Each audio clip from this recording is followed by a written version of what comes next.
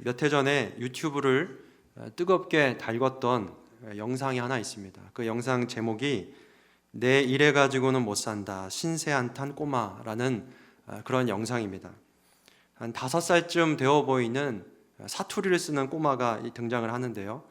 엄마가 이 아이에게 산수를 좀 가리키나 봅니다. 그래서 엄마가 1부터 10까지를 세하려 보라고 이렇게 말을 합니다. 근데 이 꼬마가 어찌나 졸립고 또 공부가 하기 싫었던지 엉엉 울면서 이렇게 말합니다. 내가 잘 수도 없고 공부해야 되나, 이런 일이 몇 번째고 웃자면 좋노. 그러니까 엄마가 계속 채근하면서 빨리 숫자 세하려 봐, 한 마리 두 마리 해봐라 빨리. 제가 경상도 사투리 잘 못해서 여러분들이 좀 잘 이해해서 들어주시기 바랍니다. 그러니까 꼬마가 그래가 내가 살 수 있겠나, 내가 이래가 못 산다, 이게 뭔 일이고 하면서 이 5살짜리 꼬마애가 아주 서럽게 자기의 신세를 한탄하는 그러한 영상입니다. 이 영상을 직접 보시면 재밌을 겁니다. 그래서 내 이래 가지고는 못 산다 신세 한탄 꼬마, 이렇게 유튜브에 검색을 하시면 영상을 볼 수가 있습니다. 여러분, 우리도 이 꼬마처럼 비록 공부 때문은 아니지만 우리의 신세가 이렇게 한탄스러울 때가 자주 생깁니다. 일이 잘 안 풀릴 때, 또 삶이 허무해질 때, 또 자녀가 속썩일 때 참 한탄스러운 그런 마음이 나오고 또 그런 말들이 입에서 나오게 되죠. 그런데 때로는 너무 힘들어서 말조차 나오지 않을 때가 있습니다. 그럴 때는 깊은 한숨만 이렇게 하면서 깊은 한숨만 나올 때가 있죠. 여러분, 이것을 뭐라고 보통 부르나요? 깊은 한숨만 나오고 말조차 안 나올 때. 그래서 우리는 탄식한다라고 합니다. 탄식이 나오게 되죠. 오늘 우리가 시편을 이렇게 함께 살펴보려고 하고 있는데요. 시편에서 가장 중심되는 주제 2개를 꼽으라고 한다면 뭐와 뭐를 꼽을 수 있을까요?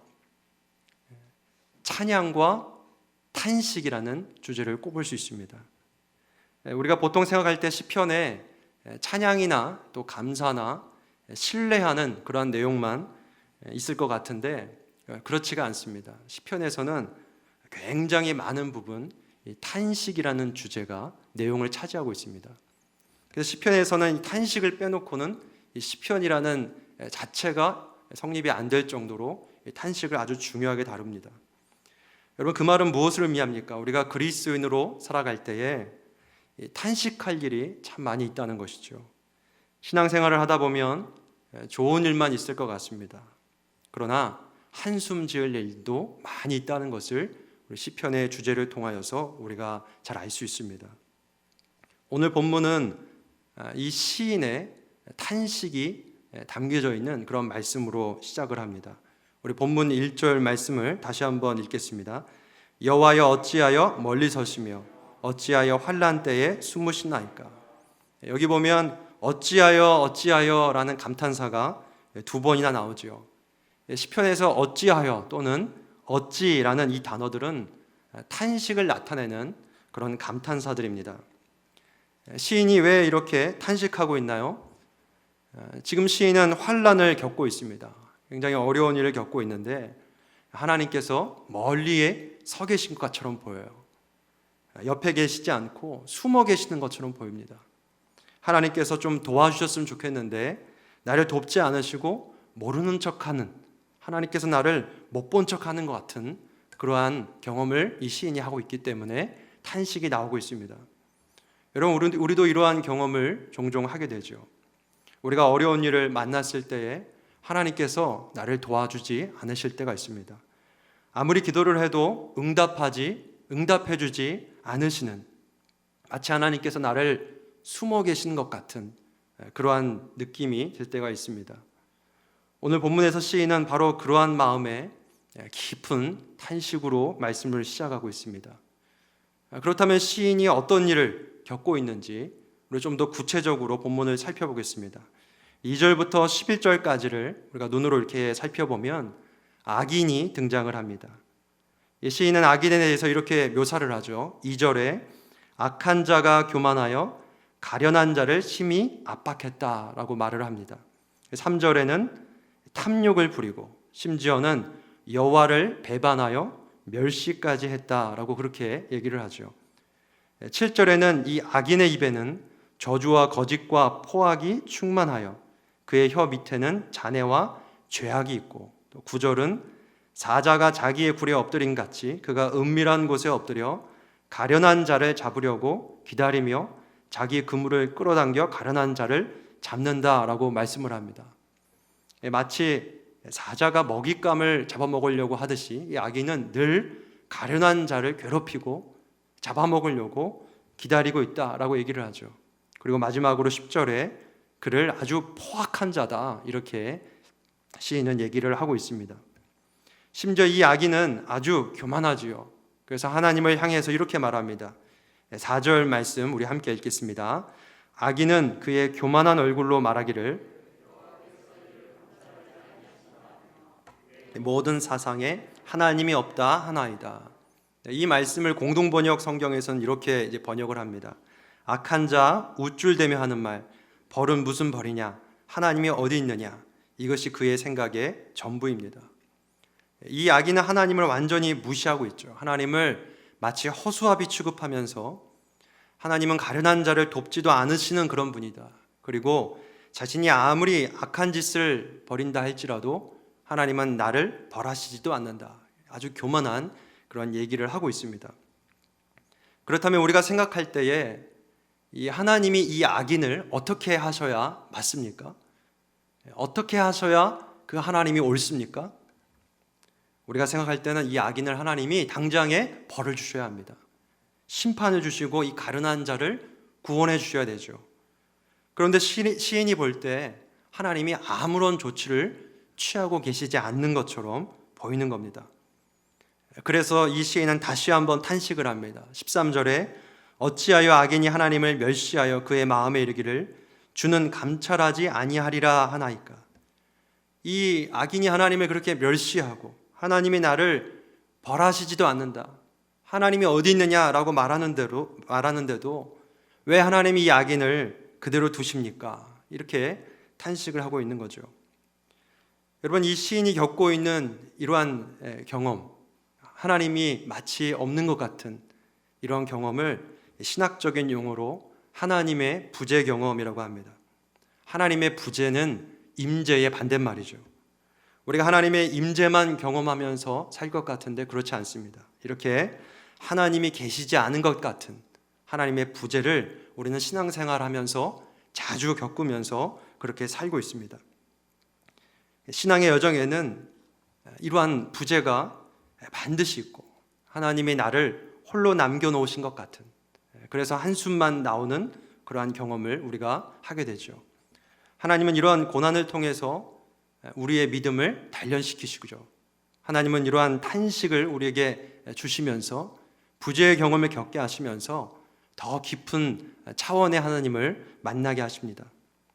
그러나 그 과정에 있어서는 참 쉽지가 않습니다. 우리가 잘 알고 있죠. 이런 경험을 통해서 우리가 더 하나님을 깊이 만날 수 있을 거야, 우리가 더 믿음이 단련될 거야 라는 생각을 할 수 있지만, 그러나 그 과정은 쉽지가 않습니다. 많은 사람들은 그 과정에서 깊은 실망감이나 회의감에 빠지게 됩니다. 미국의 베스트셀러 작가인 필립 얀시라는 분은 자신의 그 책에서 하나님의 부재의 문제를 다룹니다. 그러면서 그분은 책 제목을 이렇게 지었습니다. 하나님, 당신께 실망했습니다. 이 책은 세 가지의 질문을 중심으로 전개가 되는데, 이 세 가지의 질문은 이렇습니다. 하나님은 과연 공평하신가? 하나님은 침묵하시는가? 하나님은 숨어 계시는가? 이런 질문을 던져요. 왜 이런 질문을 던지죠? 우리가 살다 보면 하나님이 공평하지 않으신 것처럼 보일 때가 있다는 거죠. 하나님이 침묵하시거나 숨어 계시는 것처럼 그렇게 느껴질 때가 있기 때문에, 그런 경험을 할 때면 우리 많은 그리스도인들이 그렇게 얘기한다는 거예요. 하나님, 당신께 실망했습니다. 이렇게 실망스러운 경험을 우리가 많이 한다라는 겁니다. 제가 초등학교 4학년쯤 때 그러한 실망감에 빠진 한 집사님을 만난 적이 있습니다. 그때 저희 집은 교회 안에 있었는데요, 매일 저녁마다 어떤 술 취한 분이 저희 교회로 전화를 걸었습니다. 그리고 이제 다짜고짜 그런 말을 하는 거예요. 어떻게 교회가 그럴 수 있냐. 그러면서 교회에 당장 불을 지르겠다, 이렇게 매일같이 협박을 하는 분이 계셨습니다. 그래서 저희 아버지가 이분에게 뭔가 사연이 있는가 보다 싶어서 한 번은 그분에게 불을 지르기 전에는 꼭 우리 교회 한번 와서 얘기를 좀 해달라, 이렇게 얘기를 하니까 그분이 진짜로 우리 교회를 찾아왔습니다. 그래서 그분의 사연을 들으니까 이분은 직업이 건축업자였습니다. 한 건축회사의 사장이셨는데 교회를 아주 열심히 섬기는 안수 집사님이었습니다. 믿음도 좋고 되게 헌신적이어서 교회를 위해서 많은 일을 했다고 합니다. 그러던 어느 날 어느 교회에서 교회 건축을 이분한테 이제 부탁을 한 겁니다. 그래서 이분이 열심히 이제 교회 건축을 마쳤는데 그 교회가 나중에 돈이 없다고 대금을 지불하지 않은 거예요. 그래서 이분의 회사가 그만 부도가 나버렸습니다. 그래서 그때부터 이분은 매일 술만 드시고 술이 취하면 지나가다가 교회 간판만 보면 전화를 걸어서 어떻게 교회가 그럴 수 있냐, 교회에 불을 지르겠다, 이런 말씀을 계속 하신 거였습니다.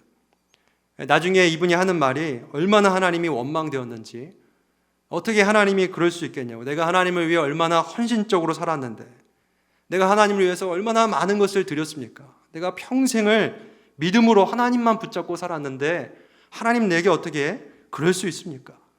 도저히 이해가 되지 않았다는 거죠. 아무리 기도해도 하나님이 기도를 들어주지도 않고 어떠한 말씀도 하지 않으니까 깊은 실망감과 회의감에 빠져서 고통스러웠다라고 말합니다. 그러한 고통을 이겨내기 위해서 매일같이 술을 마셨고, 술을 마시면 원망이 막 올라와서 교회 전화를 하게 됐다라는 겁니다. 그런데 성경을 보면 이러한 하나님의 부재에 대한 경험을 하신 그러한 인물들이 참 많이 등장을 하고 있습니다. 우리들의 이야기뿐만이 아니죠. 성경에는 믿음 좋은 인물들도 이와 같은 하나님의 부재의 경험을 합니다. 아무리 기도를 해도 하나님이 들어주지 않고 도저히 상식적으로 납득이 되지 않은 그런 경험을 하는 인물들이 있습니다. 다윗이 그렇죠. 시편 22편 1절과 2절 말씀을 보면 이렇게 말씀합니다. 내 하나님이여 내 하나님이여 어찌 나를 버리셨나이까? 어찌 나를 멀리하여 돕지 아니하시며 내 신음소리를 듣지 아니하시나이까? 내 하나님이여 내가 낮에도 부르짖고 밤에도 잠잠하지 아니하오나 응답하지 아니하시나이다. 여러분 잘 아시는 것처럼 다윗이야말로 하나님의 마음에 합한 사람이었습니다. 나중에 그는 하나님께 인정을 받아서 이스라엘의 왕이 되죠. 그런데 이 다윗도 하나님께 버림받은 듯한 그런 경험을 했다라고 이렇게 고백을 하고 있습니다. 여러분 욥도 그렇습니다. 욥기 30장 2절 말씀을 보면 이렇게 말씀을 합니다. 내가 주께 부르짖으나 주께서 대답하지 아니하시오며 내가 섰사오나 주께서 나를 돌아보지 아니하시나이다. 욥은 우리가 잘 아는 것처럼 욥의 서두부터 말하기를 그는 동방 사람 중에서 가장 훌륭한 사람이다. 그리고 하나님은 이 욥에 대해서 그와 같이 온전하고 정직하여 하나님을 경외하며 악에서 떠난 자가 없었다라고 말했을 정도로 이 욥은 아주 경건한 사람이었습니다. 아주 의로운 사람이었죠. 그런데 이 욥에게 이해할 수 없는 고난이 찾아옵니다. 그것도 이 고난이 하나님으로부터 비롯된 고난이었어요. 이 욥이 그 고난 가운데 하나님께 아무리 부르짖어도 하나님이 응답하지 않고 하나님이 돌보아 주지 않는 이 부재의 경험을 이 욥도 했습니다. 그러니까 우리는 이 성경의 인물들이든 오늘을 살아가는 우리든 간에 하나님은 이 부재의 경험을 우리에게 일부러 주신다는 것이죠. 다윗과 욥은 이 부재의 경험을 통하여서 한 단계 더 깊은 영적인 경험을 합니다. 그것을 통하여서 하나님을 더 구체적으로 알아가는 그러한 계기가 됩니다. 혹시 여기 계신 성도님들 중에 이러한 부재의 경험, 아무리 기도해도 하나님이 내 기도에 응답하지 않는 것 같은 그런 분이 계십니까? 예전엔 조금만 기도를 해도 가슴이 뜨거워지고 하나님의 임재를 이렇게 충만하게 경험을 했는데 요즘에는 아무리 기도를 해도 하나님이 나를 홀로 두신 것 같은 그런 경험을 하고 계신 분이 계십니까? 혹시 그런 분이 계시다면 하나님께서 나를 더 깊은 차원으로 이끌어 가시는구나, 이러한 믿음이 여러분들에게 있으시기를 바랍니다. 이 본문의 시인도 바로 그러한 경험을 하고 있습니다. 1절부터 13절까지는 이 시인이 깊은 탄식을 내뱉었죠. 그런데 이 14절부터 아주 놀라운 고백을 우리에게 말씀하고 있습니다. 우리 14절 말씀 우리 함께 읽겠습니다. 주께서는 보셨나이다. 주는 재앙과 원한을 감찰하시고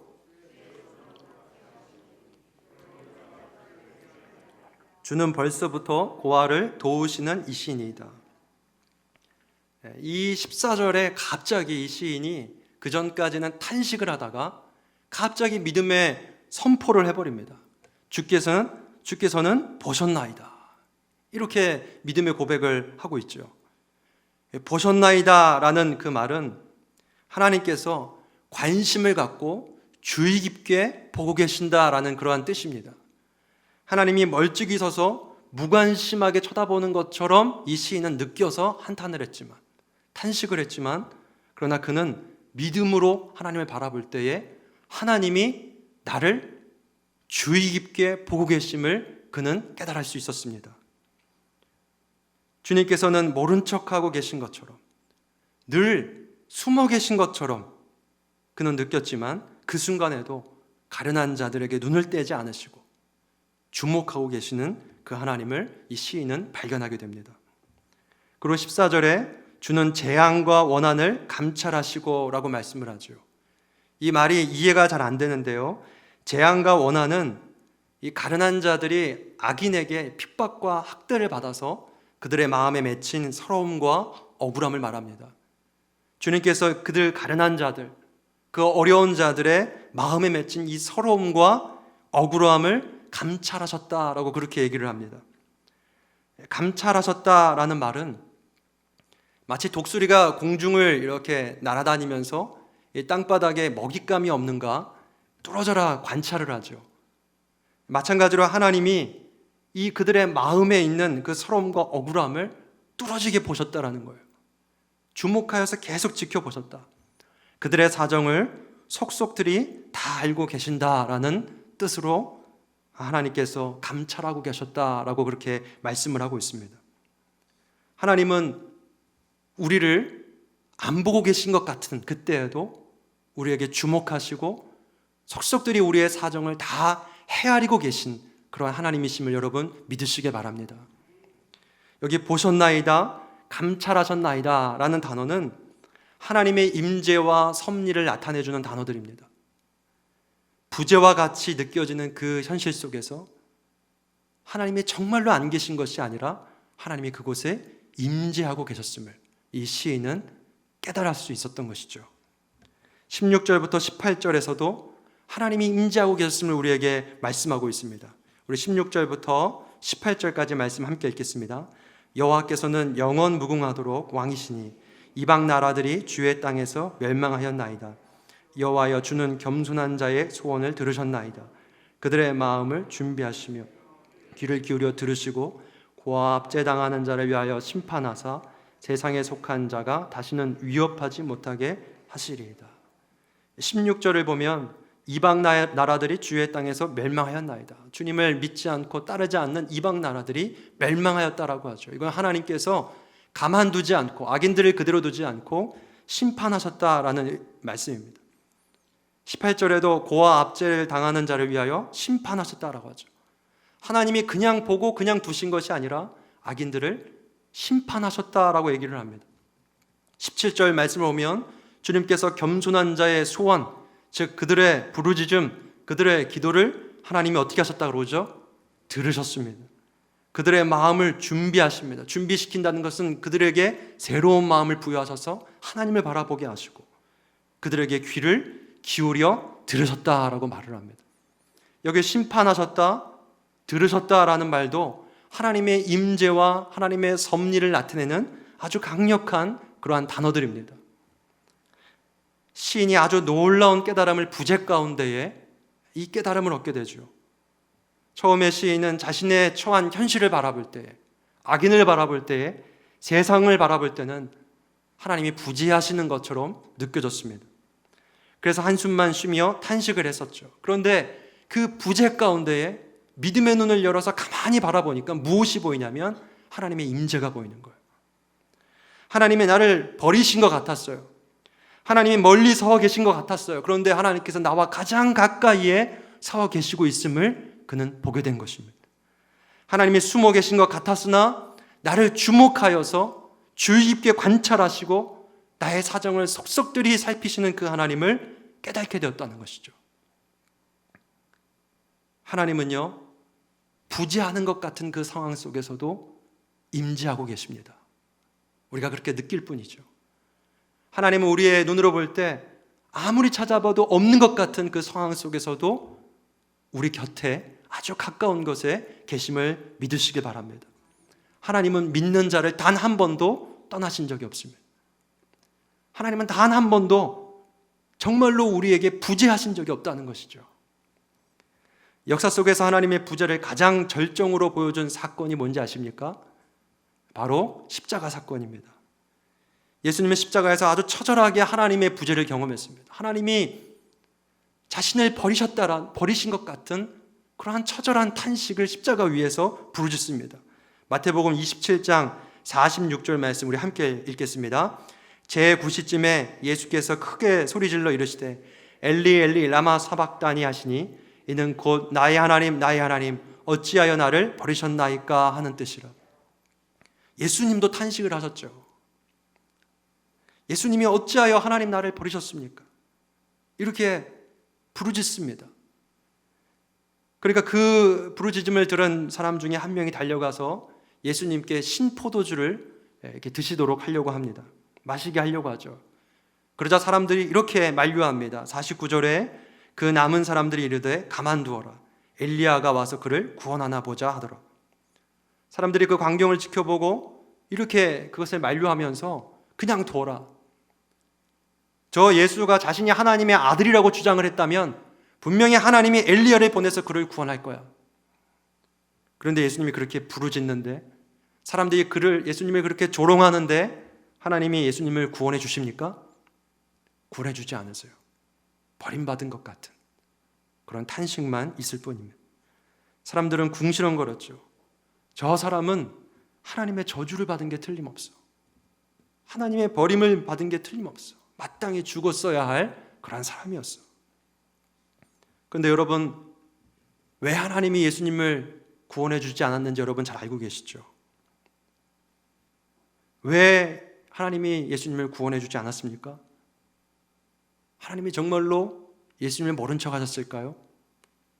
하나님이 무능하셔서 그러셨을까요? 하나님이 실수로 그만 살리셨어야 할 그 타이밍을 놓치신 거였을까요? 아니죠. 우리는 잘 알고 있습니다. 구원의 큰 역사를 이루시기 위해서였죠.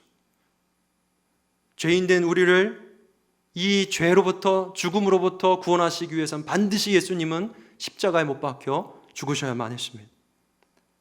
하나님은 예수님을 모른 척하고 떠나신 것이 아니라 이 구원 사역을 이루실 수 있도록 그 십자가에 달리실 수 있도록 예수님의 십자가의 그 죽음을 감당할 수 있도록 예수님을 붙들고 계셨던 거예요. 가장 하나님이 부재하는 것처럼 보였던 그 십자가에서마저도 하나님은 거기에 계셨던 것이죠. 그래서 십자가는 어떻게 보면 하나님의 임재와 섭리의 절정이라고 볼 수 있습니다. 우리의 눈으로 볼 때 하나님이 나를 돌보지 않으실 것 같은 그러한 상황이 펼쳐질 때가 있습니다. 그러한 시기를 겪는다는 것은 참 어려운 일입니다. 하나님 왜 이렇게도 나를 연단하시는지 몰라요. 왜 이렇게도 하나님이 내 기도에 응답하지 않는지 몰라요. 도저히 이해가 안 돼서 하나님이 나를 버리셨나? 아니면 정말로 사람들이 말하는 것처럼 하나님이 계시지 않는 걸까?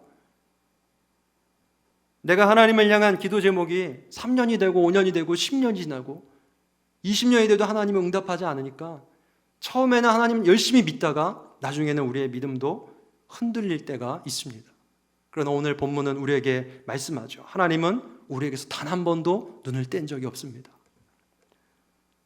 예수님은 세상 끝날까지 우리와 함께 하신다고 말씀하죠. 하나님은 우리를 홀로 내버려 두신 적이 없습니다. 최용덕 찬양사가 작사 작곡한 찬양 중에 오 신실하신 주라는 찬양이 있습니다. 저는 어떤 이 말씀을 묵상하면 찬양 가사가 떠오를 때가 많이 있는데 이 말씀을 묵상하면서 이 찬양이 떠올랐어요. 이 찬양 가사를 보면 이렇습니다. 하나님 한 번도 나를 실망시킨 적 없으시고 언제나 공평과 은혜로 나를 지키셨네. 2절은 이렇습니다. 지나온 모든 세월들 돌아보아도 그 어느 것 하나 주의 손길 안 미친 것 전혀 없네. 후렴은 이렇죠. 오 신실하신 주, 오 신실하신 주, 내 너를 떠나지도 않으리라. 내 너를 버리지도 않으리라. 약속하셨던 주님, 그 약속을 지키사 이후로도 영원토록 나를 지키시리라 확신하네. 여러분, 아까도 말씀드렸지만 시편에 가장 많이 등장하는 주제가 뭐가 있다고 그랬죠? 찬양과 탄식이 있어요. 다시 돌아가자면 우리 앞에는요, 이제 찬양과 탄식, 이 두 개가 펼쳐져 있습니다.